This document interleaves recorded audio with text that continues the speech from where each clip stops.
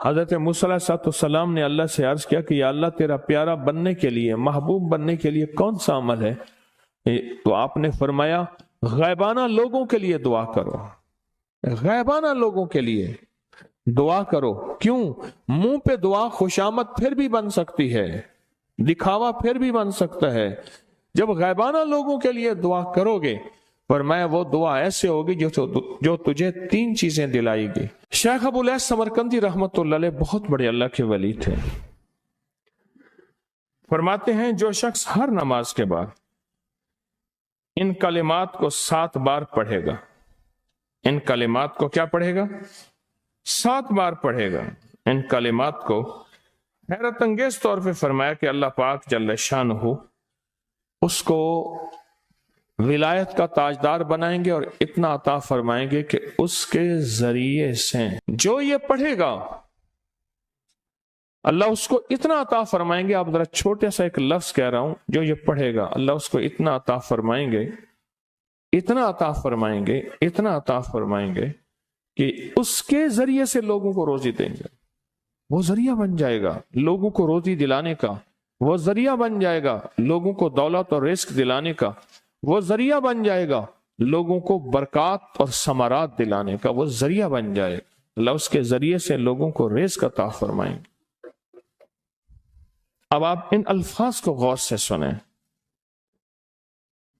دیکھیں الفاظ سے پہلے میں الفاظ کی حقیقت بتاتا ہوں۔ الفاظ سے پہلے الفاظ کی حقیقت بتاتا ہوں۔ آپ ذرا الفاظ سے پہلے الفاظ کی حقیقت کو غور سے سنیں، حقیقت کو غور سے سنیں۔ یہ بس والوں کے ساتھ آپ نے سفر کیا ہوگا، یہ اکثر ہوٹلوں پہ کھڑے ہوتے ہیں۔ جب ہوٹلوں پہ کھڑے ہوتے ہیں ڈرائیور اور بس کے عملے کا کھانا مفت ہوتا ہے۔ کچھ بندے لائے ہیں جو اپنا فکر کرتا ہے اگر وہ بس والا کہیں کھڑا کرتا، بس بند کر دیتا اور خود کھانا کھاتا، کیا مفت دیتے؟ جو دوسروں کو ساتھ لاتا ہے اور جو دوسروں کا فکر کرتا ہے اللہ اس کو بہت زیادہ نوازتے ہیں، بہت زیادہ۔ حضرت داؤد علیہ السلام نے عرض کیا کہ یا اللہ آپ کا نبی پیارا ہوں، بہت ہی زیادہ پیارا بننا چاہتا ہوں، تو کچھ میرے ساتھ شفقت فرمائے۔ تو آپ نے فرمایا داؤد میرے بندوں کو میرا محبوب بناؤ، میرے بندوں کو میرے قریب کرو، تم میرے اور پیارے ہو جاؤ گے۔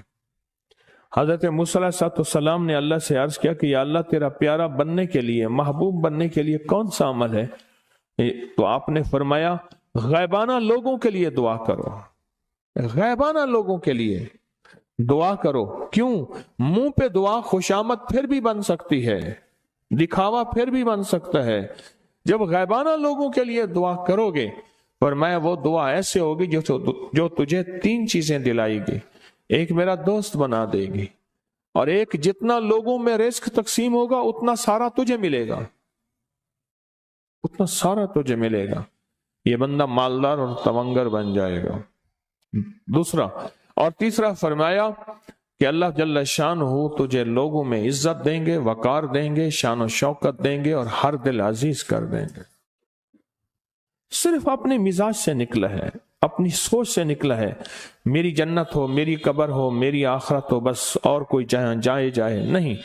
فرمایا کہ یہ اللہ کے لیے جب بندہ کرتا ہے۔ اب آپ میت کی دعا دیکھیں، اللہم اغفر لحینا، حالانکہ ساری دعا تو اس میت کے لیے مانگنی چاہیے تھی، اے اللہ جتنے زندہ ہیں ان سب کو معاف کر دے، ومیتنا، جتنے مر گئے سب کو معاف کر دے۔ میت سامنے پڑا ہے، عین سامنے رکھ کے میت کے لیے دعا نہیں مانگی جا رہی، پہلے سارے زندوں کے لیے تاکہ ان کا خاتمہ ایمان پہ ہو، پھر میتوں کے لیے، وشاہدنا جو موجود ہیں، وغائبنا جو اس وقت نظر نہیں آ رہے غائب ہیں، وصغیرنا وہ چھوٹے ہیں، وکبیرنا وہ بڑے ہیں، وذکرنا وہ مذکر ہیں، وانثانا اے اللہ جو مؤنث ہیں۔ یہ دعا مانگ کے پھر کہتا ہے اللہم من احییتہ منا فاحیہ علی الاسلام، اے اللہ زندگی گزارنا تو کملی والے کی غلامی میں، ومن توفیتہ منا فتوفہ علی الایمان، اے اللہ اگر موت ہو تو ایمان کی موت دے دے۔ جو بندہ دوسروں کے لیے مانگتا ہے، جو بندہ دوسروں کے لیے چاہتا ہے، دوسروں کے لیے چاہتا، ابھی کچھ عرصہ پہلے ایک صاحب ہیں جو کچھ تعویذ وغیرہ پیر کچھ تھوڑا سا عامل ہیں، تو مجھے ملے، مجھ سے کہنے لگے ہم نے سفر تو اکٹھا شروع کیا تھا، سفر تو اکٹھا شروع کیا تھا، اور مجھ سے کہنے لگے اتنے آگے نکل گئے، وجہ؟ میں نے کہا فرق اتنا ہے، تو نے چھپایا میں نے بتایا، بس تو نے چھپایا میں نے بتایا۔ کہنے لگا نہیں کوئی اور وجہ ہے۔ اچھا، میں پھر اسے باتیں اور چلتی رہیں چلتے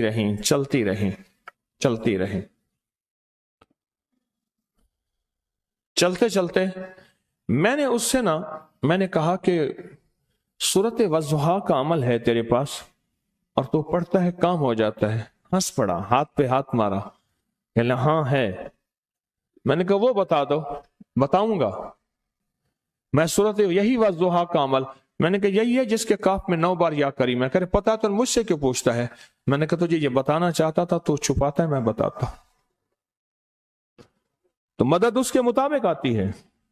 اللہ کو اپنی مخلوق، اپنے بندے پسند ہیں، جو اپنے بندوں کو، اللہ کی بندوں کا راحت کو سوچتا ہے، جو اللہ کے بندوں کی اندر کے درد اور مشکلات اور مسائل کو سوچتا ہے، اللہ پہلے اس کا بھلا کر دیتا ہے۔ ہو بھلا، کر بھلا، ہو بھلا، سو بھلے کا بھلا، بھلا کر بھلے کی جگہ بھلا ہوگا۔ اب یہ جو دعا ہے جو میں آپ کو بتانے لگا ہوں، اب اس کے لفظوں پہ غور کریں۔ اللہم اغفر لامت محمد صلی اللہ علیہ وسلم، اے اللہ، اب حالانکہ آپ نے لیے پڑھ رہا ہے، اے اللہ ساری امت محمدیہ کو معاف کر دے۔ اللہم ارحم امت محمد، اے اللہ امت محمدیہ میں جتنے بھی ہیں سب پہ رحم فرما، رحمت فرما، مغفرت فرما۔ اللہم اصلح امت محمد، اے اللہ امت محمدیہ کی جتنے بھی مشکلات مسائل ہیں ان کی اصلاح کر دے، پریشانیاں دور کر دے۔ اللہم استر، اے اللہ ان کے پردے رکھ دے، امت محمدیہ کے پردے رکھ دے، امت محمدیہ کے پردے رکھ دے، اے اللہ کسی کے پردے نہ ہٹا، اے اللہ سب کی مغفرت فرما، اے اللہ پردے رکھ دے، پردے رکھ دے سب کے۔ اور اللہم اجبر، کیا فرمایا؟ اے اللہ ٹوٹے دلوں کو جوڑ دے، جتنے دل ٹوٹے ہوئے ہیں اور دل آپس میں ٹوٹے ہوئے ہیں، آپس میں دل ختم ہو چکے ہیں، گھر ٹوٹنے والے ہیں، طلاقوں تک نوبت پہنچی ہے، یا دل ایسا ٹوٹا ہے کہ مانگ مانگ کے تھک گیا ہے، اے اللہ جتنے بھی ٹوٹے دل ہیں ان سب دلوں کو تو جوڑ دے، سب لوگوں کو۔ اللہم فرج، اے اللہ لوگوں کے لیے کشادگیاں کر دے، رزق کی کشادگی، صحت کی کشادگی، برکت کی کشادگی، رشتوں کے لیے کشادگی، کاروبار کے لیے کشادگی، زندگی کے سفر کے لیے کشادگی، اے اللہ لوگوں کے لیے کشادگی اور رحم کا معاملہ کر دے۔ اب آپ سوچیں اس ساری دعا میں ایک دفعہ بھی اپنے لیے مانگا؟ ایک درویش کے پاس ایک بندہ گیا، حضرت ولایت کا کوئی شارٹ کٹ بتائیں، بالکل آسان راستہ۔ فرمایا جب کوئی غیر مسلم بغیر کلمے کے مر جائے، کسی کونے میں منہ دے کے رو لینا، اللہ تجھے ولایت دے دے گا۔ احساس، درد، غم، اللہ کو یہ پسند ہے، اور اللہ کے ہاں اس کی قیمت ہے، اور اللہ کی بارگاہ میں اس کی قیمت ہے۔ اس پورے کے پورے وظیفے میں آپ یہ دیکھ لیں ایک دفعہ بھی اپنے لیے نہیں مانگا گیا۔ اللہم اغفر لامت محمد، اللہم ارحم امت محمد، اللہم اصلح امت محمد، اللہم استر امت محمد، اللہم اجبر، اللہم فرج، اللہم انصر، اللہ سب کی مدد فرما۔ اللہم اغفر لے، اللہ سب کو معاف کر دے۔ ایک چیز بھی اپنے لیے ہی نہیں مانگی، ایک ہے کہ مجھے دے دے، ایک ہے اس کو بھی دے دے، اس کو بھی دے دے، مجھے نہ دے، اس کو بھی دے دے، مجھے نہ دے۔ جو دوسروں کا فکر کرتا ہے، امت کے یہودی، عیسائی، ہندو، سکھ، نہ ماننے والے اور ماننے والے مسلمان، ان سب کا جو فکر کرتا ہے، اللہ اسے سب سے زیادہ بھی دیتا ہے، اللہ اسے جھکتا بھی دیتا ہے۔ یہ جو عمل ہے نا، یہ عمل عجب عمل ہے، عجب عمل ہے۔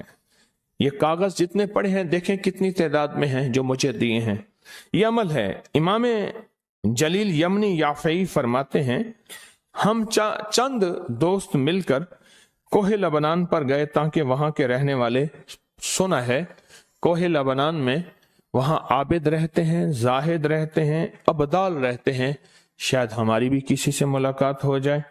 کہنے لگے ہم 3 دن تک مسلسل چلتے رہے، ہمیں کوئی ہستی نہ ملی۔ اسی دوران میں میرے پاؤں میں چوٹ لگ گئی اور میں چلنے سے عاجز ہو گیا۔ آخر میں بلند پہاڑی پر آ کر بیٹھ گیا۔ میرے ساتھی یہ کہہ کر کہ تم یہاں پر آرام کرو، ہم اطراف میں گھوم کر آتے ہیں کہ شاید کوئی ابدال مل جائے، کوئی درویش مل جائے، کوئی بزرگ مل جائے، اس کی ہم زیارت کر لیں، دعا کرا لیں۔ وہ دونوں چلے گئے، میں اکیلا بیٹھا رہا، شام تک نہ آئے، حتیٰ کہ رات ہو گئی، وہ نہ آئے۔ اکیلا پہاڑی اور بیابان میں تڑپتا رہا، بھوک، پیاس، دکھ، تکلیف، پاؤں کی تکلیف، پردیسی، مسافر، بیابان، جنگل۔ دوسرے روز میں نے وضو کے لیے پانی تلاش کیا تو پہاڑی کے نیچے پانی کا ایک چشمہ نظر آیا۔ وہاں وضو میں کے لیے کھڑا ہوا تو اثنائے نماز کسی تلاوت والے کی آواز سنائی دی۔ نماز سے فارغ ہو کر میں آواز کی طرف چل پڑا۔ چلتے چلتے ایک غار نظر آیا، میں دیکھا تو ایک بزرگ ہیں اور وہ بھی نابینا ہیں۔ میں نے انہیں سلام کیا، انہوں نے سلام کا جواب کر کے پوچھا انسان ہو یا جن؟ میں نے کہا جی میں آدمی میں سے ہوں، انسانوں میں سے ہوں۔ اور پھر انہوں نے حیرت سے پڑھا لا الہ الا اللہ وحدہ لا شریک لہ، میں یہاں 30 سال سے ہوں اور آج تک میں نے کسی آدمی کو نہیں دیکھا۔ کتنے سال سے؟ 30 سال زندگی کے گزر گئے ہیں، آج تک ایک آدمی نہیں دیکھا۔ تم یہاں کیسے آ گئے؟ تم یہاں کیسے آ گئے؟ تم یہاں کیسے آ گئے؟ تو میں نے کہا کہ تم لگتا ہے تھک گئے ہو، تھوڑی دیر کے لیے سو جاؤ۔ میں آگے چل کے دیکھا تو غار میں 3 قبریں بنی ہوئی تھیں۔ مجھے حیرت ہوئی لیکن تھکان بہت زیادہ تھی، مجھے نیند آ گئی۔ ظہر کی نماز کا وقت ہوا تو انہیں آواز دی کہ اللہ تم پر رحم کرے، اٹھو، نماز کا وقت ہے۔ باوجود نابینا ہونے کے اوقات نماز کے ماہر اور واقف تھے۔ میں نے اٹھ کے ان کے ہمراہ نماز پڑھی، اس کے بعد وہ عصر تک تلاوت کرتے رہے۔ جب عصر سے فارغ ہوئے تو کھڑے ہو کر انہوں نے 3 مرتبہ یہ دعا پڑھی جو یہ دعا میں نے ابھی پڑھی ہے، صرف 3 مرتبہ پڑھی 3 مرتبہ یہ دعا پڑھی۔ عارف شاذلی ابو نعیم اصفہانی کے ساتھ لکھی ہے، جب ہم مغرب سے فارغ ہوئے تو میں نے ان سے دریافت کیا یا شیخ آپ امت کی مغفرت والی یہ دعا آپ کو کس نے سکھائی؟ یہ آپ کو موتی ملا تو کہاں سے ملا؟ یہ سن کر اس نابینا بزرگ نے یوں فرمایا جو شخص اس دعا کو روزانہ دن میں صرف 3 بار پڑھ لیتا ہے اللہ اس کو ابدالوں میں شامل کر لیتا ہے۔ اور دنیا میں اس وقت اربوں کی آبادی ہے، کروڑوں کی نہیں، اربوں میں صرف 40 ابدال ہیں۔ کتنے؟ 40 ابدال ہیں پوری دنیا میں۔ اور فرمایا جو شخص اس کو 3 دفعہ صبح شام پڑھ لیتا ہے، 3 دفعہ اس دعا کو روزانہ صرف 3 مرتبہ پڑھ لے، اللہ اس کو ابدالوں میں شامل فرما دیتے ہیں۔ پھر میں نے دریافت کیا یا شیخ آپ کو یہ دعا کس نے سکھائی؟ اتنا بتلا دیں۔ اس نابینا شیخ نے فرمایا او اللہ کے بندے، یہ ایک راز ہے، اس دعا کی حقیقت سننے کی تم میں طلب تو ہے لیکن تاب نہیں ہے، اس راز کو جاننے کا تحمل تمہارے دل میں کتنا ہو سکتا ہے؟ اتنا کہہ کر خاموش ہو گئے۔ پھر فرمایا کہ عارف باللہ شیخ ابوالحسن شاذلی فرماتے ہیں وہ دعا یہی ہے جو ابدال مانگتے ہیں، ابرار مانگتے ہیں، غوث مانگتے ہیں، ولی مانگتے ہیں، کتب مانگتے ہیں، اولیاء مانگتے ہیں، اور پھر اللہ سے جو مانگتے ہیں وہ ملتا ہے۔ اور اولیاء کاملین نے فرمایا یہ دعا خصوصی طور پہ حضرت خضر علیہ السلام نے سکھائی ہے ان اولیاء کو، ابدالوں میں شمار ہو جائے گا۔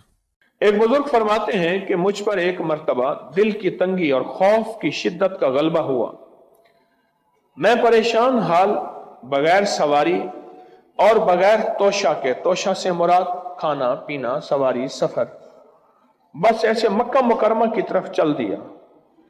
3 دن تک اس طرح بغیر کھائے پیے چلتا رہا، اور چوتھے دن بھوک کی شدت کا، پیاس کی شدت کا اتنا احساس ہوا، مجھے اپنی ہلاکت کا اندیشہ ہوا کہ شاید اب مر جاؤں گا۔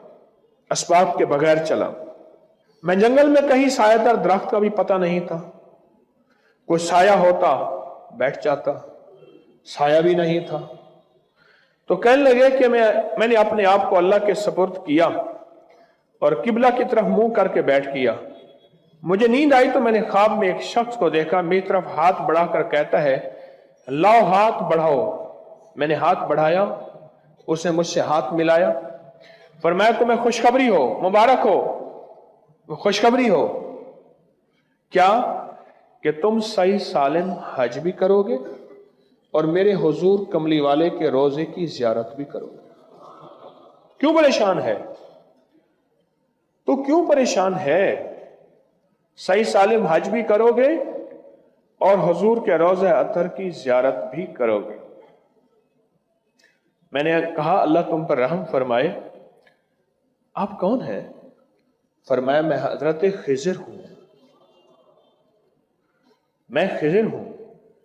میں نے عرض کیا کہ کوئی دعا فرما دے میرے لیے، سخت بھوک ہے، سخت پیاس ہے، شدت کا سفر ہے، بہت سخت بھوک ہے، بہت سخت پیاس ہے اور شدت کا سفر ہے، میں کیا کروں؟ اب فرمایا، انہوں نے فرمایا اچھا یہ میں پڑھتا ہوں تو پڑھ، یہ لفظ 3 مرتبہ پڑھ، یہ لفظ 3 مرتبہ پڑھ۔ اب میں بھی پڑھ رہا ہوں، اب میرے ساتھ پڑھیں گے،